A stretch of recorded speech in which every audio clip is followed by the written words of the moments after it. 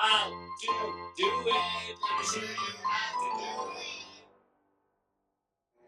Hi guys, so today in this video I'm going to be covering some of the tips that I'm going to give you that the professional installers don't really tell you, because there are plenty of videos online, and they show you how to install the springs, how to tighten them up, but they don't tell you, some of the stuff. They kind of keep some of the information kind of hidden, because that's their bread and butter. But today I'm going to be, sharing some of the knowledge that I have, that I have not seen in any of those videos that are out there. And you guys might run into these issues, especially if you're servicing an older garage, or replacing the springs on the older garage.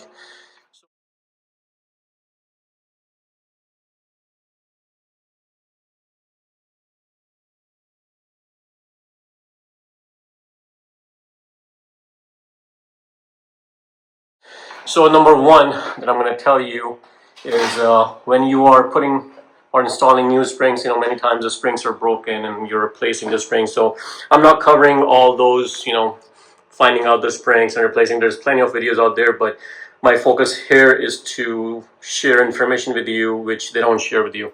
So, imagine you put a new spring on and now you're tensioning that. And, one of the issues that most likely you will run into is, when you are applying torque on this, of course, being away from the line of fire and, doing it from the side, being careful.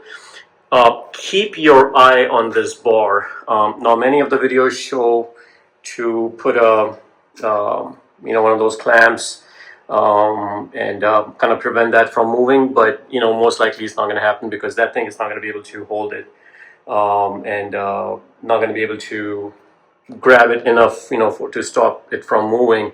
But most likely you're going to run into this issue that is going to keep turning. So once you start the torque, most likely you will be towards the end, and you may or may not even notice. But once you're done, because as you're tightening this, it's kind of expanding. So once you reach this point, you're probably not going to notice or even think about it, but it will, or most of the time it gets caught up in here. And what it does is it keeps turning the bar as if these screws are tightened, and that is bad. Sometimes I've seen some guys don't even notice that.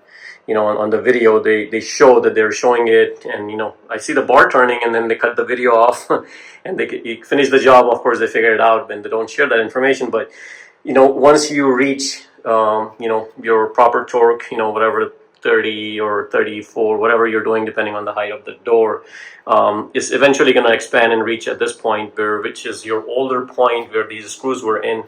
But because in the older, spring, it has so much pressure that it kind of bulges this area or this area a little bit. And what it does is the spring get caught up here, and it's not as smooth. So what you need to do is you need to unscrew the springs, or you may want to test this before you even install the new springs. Once you're sliding in the new spring, make sure it does not get caught up here, because if you have to force the spring in through this, you're going to have that issue. So make sure, either when you're removing the older spring or putting the new spring in, make sure you even it out. Take a filer, file this area pretty well.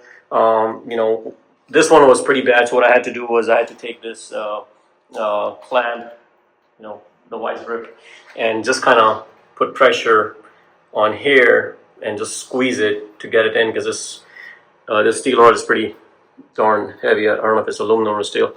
I think it's steel rod, but it's very tight and hard. So, you may want to take a hammer and hit it, and just make sure, this is nice, and then file it so the spring is moving freely in here and there is no resistance at all, because you're going to run into this issue and this can cause major problems. So this is one of the main things that they don't share. The second thing they don't share is servicing this guy. So make sure you inspect. Let's see if you can see it. Make sure you inspect this pulley and take it out from here. Take your time, take it out, make sure there's not a lot of movement. This much is okay. Let me show you, in fact. There you go. So this much is okay, but make sure it's not too wobbly, and just make sure this is all straight all the way around. Because if this is wobbly or have too much play in there, a little bit here and there is okay. There you go. But if it's too much, that's better. This is okay. But if it's too much, more than this, then it's not good. Take it out, open the nut, take it out, put some lube in there, clean out the older gunk, and put it back on. It's not supposed to have too much gunk on there. The third thing they don't tell you is to cleaning your rail really well. See all this grease? All this needs to be gone.